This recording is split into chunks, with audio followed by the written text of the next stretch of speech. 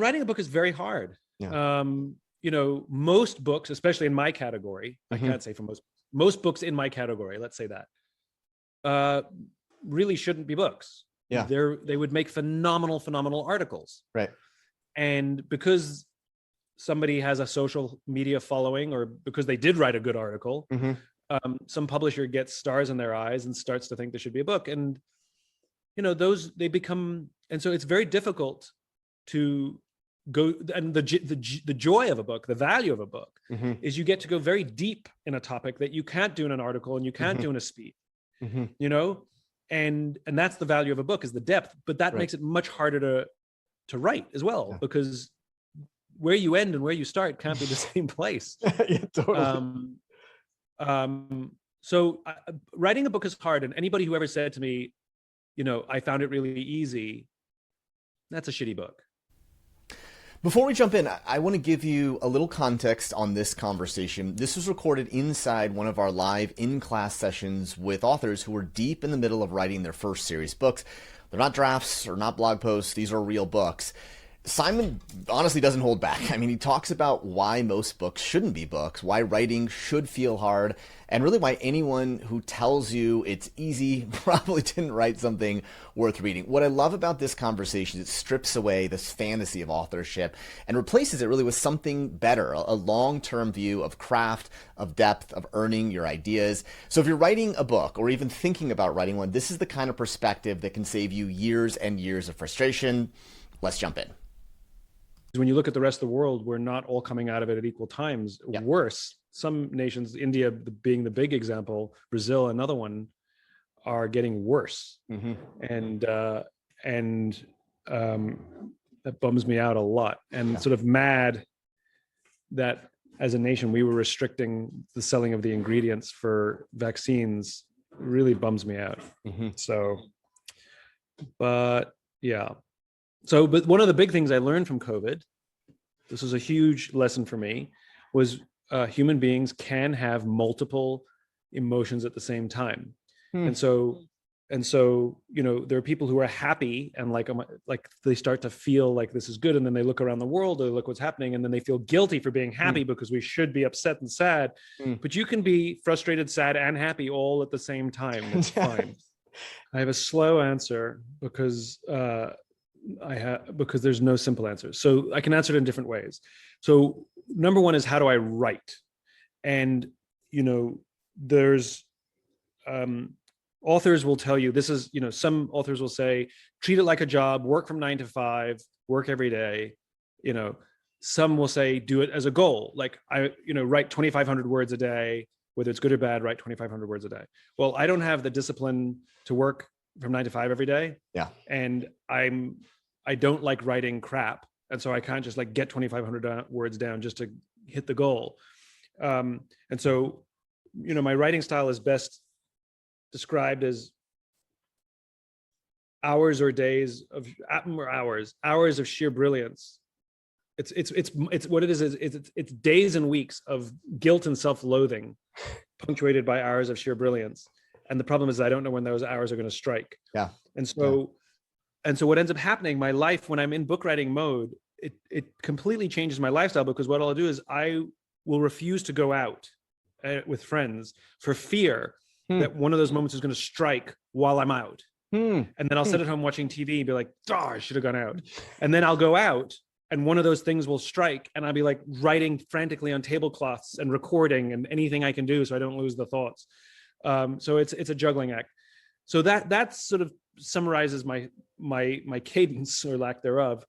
But each book that I've written, I completely changed the way in which I wrote it. Like I found that what gets me into flow changed each time. So, this whole idea of writer's block, it becomes a very interesting thought, whether does writer's block exist, or are you attempting to use the old method, but you're a new person, So for example, when I wrote Start With Why, I had no TED Talk, no following, no nothing. I was just a guy with an idea that somebody took a risk on me and said, you should write a book. And so I scaled back my schedule because I was going to, write a book. I was one of the, I actually used my advance to actually pay my bills, because I scaled back my schedule. I wasn't working, and my productivity plummeted, and I couldn't figure out why. Yeah. And then I realized that I needed the pressure. And I was actually very productive when I would travel, because I'd be on a plane and I'd have to get all of my work done before the plane landed or before my battery ran out. This is before they had plugs or Wi-Fi on every seat. And so what I would do is I used to fly to nowhere. So I called up the airline. I said, I used to fly to nowhere. I said, give me a flight that's super cheap. I have to be on the plane at least 3 hours. I don't care where I go, and put me on a day with light loads where my status will get me a free upgrade. And so I would pay like $200 or $300 for, maybe less, for a ticket. I flew to Phoenix and back. I think I flew to Orlando and back maybe. And I flew to Los Angeles and back, all in the same day. Really? And I got super cheap tickets. And I'd get on the plane. I'd walk to the airport with a laptop under my arm, nothing else. And I'd get on the plane, open the laptop, and just start writing before the battery died. And those were my most productive writing days, were these flights to nowhere. And no distractions, no nothing. There was no, like I said, there was no Wi-Fi on the planes yet. And so I just worked. So when I had to write Leaders Eat Last, my second book, I was like, all right, start booking tickets. Here we go. I booked a flight, same thing, super cheap, flew to I don't care where. And I was sitting in the taxi on the way to the airport, and I had this horrible sinking feeling in the pit of my stomach, because what I had neglected was that there was a lot of time that had passed from Start With Why to Leaders Eat Last. And I spent so much time on planes traveling around speaking about the book that I didn't, the thought of getting on another plane, it was horrible. And literally I was in the taxi going to the airport and told the taxi driver, turn around, and I never got on my plane. Really? And so I had to find an entirely new way to write for the second book, which didn't work for the third book. So I had to find an entirely new way. So each book I've been open to reinventing what gets me into flow, which sometimes takes a few weeks. And I think that helps. And I think, where writers get really stuck and beat themselves up and all this writer's block is they forget that who they are, the writer they are, the lifestyle they live for their second, third, fourth work, whatever you're up to, is going to be different than your first work. Most books in my category, let's say that, really shouldn't be books. They would make phenomenal articles. Right. And because somebody has a social media following, or because they did write a good article, some publisher gets stars in their eyes and starts to think there should be a book. And, they become, and so it's very difficult to go, and the joy of a book, the value of a book, is you get to go very deep in a topic that you can't do in an article and you can't do in a speech, and that's the value of a book, is the depth, but that makes it much harder to write as well, because where you end and where you start can't be the same place. Self-awareness piece. Like, it's interesting. Like, it's super small, but it's clever. How would you talk to these authors? Maybe describe the worthy rival idea, and then a little bit of like, how would you think about if you're writing your first book to kind of incorporate that to help you as opposed to hinder you? So the concept of worthy rivalry it's all grounded in the infinite mindset, right? Which is nobody's going to be declared the winner of writing, and there's no book that is like that's the winner of books. Yes. It doesn't exist. Even bestseller status, it's an algorithm. Yeah. And there are some people that know how to trick the algorithm. I mean, there's probably a lot of writers that have even been told by people you've had on here telling them, get all your friends to buy the book within the same hour on Amazon, because you're tricking the algorithm. Get all your friends to write a review because, the more stars you have, algorithm. The thing about that is, congratulations, you wrote an Amazon #1 bestseller, and it's still a shitty book, and if that's all you want to do is get the rankings, then absolutely follow all that advice and trick the algorithm. And same with the reviews. Like, if you get all your friends to write reviews, you'll never actually know if you wrote a good book. Like, the feedback actually matters. So, and the New York Times bestseller thing too, I know people who pay for companies to make and by the way, if I told you their names, you'd know who they are. who pay companies to make them New York Times bestsellers. So they can tell people they're a New York Times bestseller. Like, I don't understand the point. Right. Start with Why is not a New York Times bestseller, and yet it sells better than most New York Times bestsellers. Figure that one out.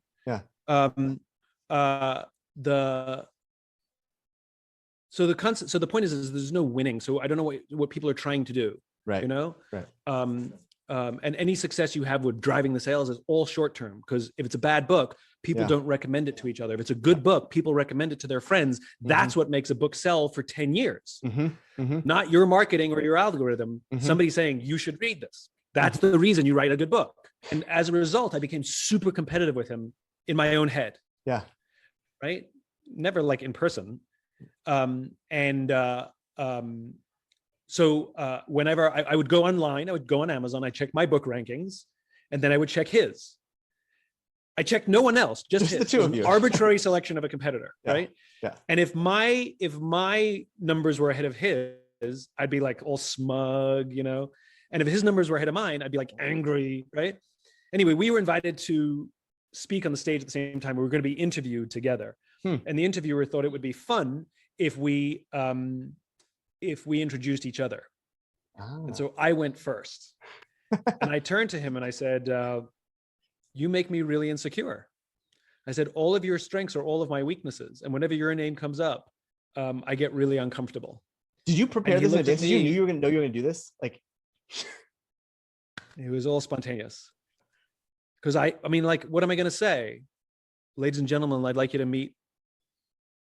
I mean, whatever I said was going to come across as completely disingenuous. I just said the truth. And he turned to me and he goes, funny, I feel the same about you. And that's when I realized my competitive nature with him had nothing to do with him. It had to do with me. Because his strengths revealed to me my weaknesses, and that's uncomfortable. The anger didn't come from anything that he was doing or that we were in any real competition. It's because I was trying to make myself feel better about my own inadequacies and own insecurities. And so what I learned, it was a very cathartic experience. And so what I learned was, we're more powerful as partners than we are as competitors. And also, turns out people can buy more than one book. So the whole thing was ridiculous. Yeah. So this is the point of worthy rivalry, which is there are people or organizations, but in this case, we're talking about people who the mere utterance of their name makes you have an emotional reaction. Anger, you know, like you're pissed off when they get recognition. You're pissed off when they get an award. Well, it really has less to do about them and it has to do something about you. And the question is, what is it about them that's revealing something in you? That's the thing you need to work on. Right. And this is the point of worthy rivalry, which is the point is not to beat them. The point is to be a better version of yourself. Write a better second book than you wrote first book.